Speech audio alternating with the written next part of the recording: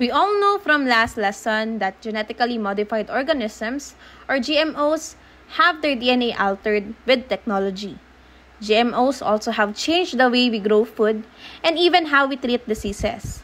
In agriculture, GMOs help farmers grow more food with fewer resources. For example, BT corn produces its own natural insect repellent, reducing the need for chemical pesticides.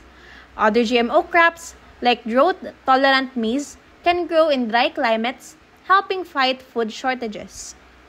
Some GMOs are designed to improve nutrition. A well-known example is golden rice, which contains vitamin A to help prevent blindness in children in developing countries. GMOs also help reduce food waste.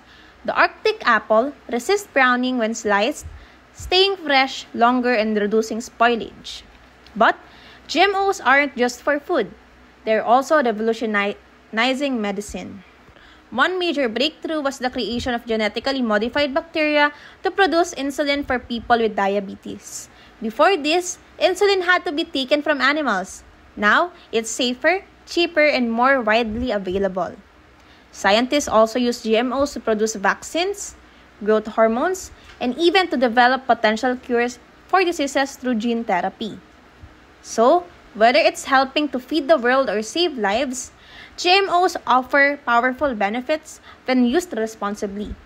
They're not just about crops, they're about creating a healthier future.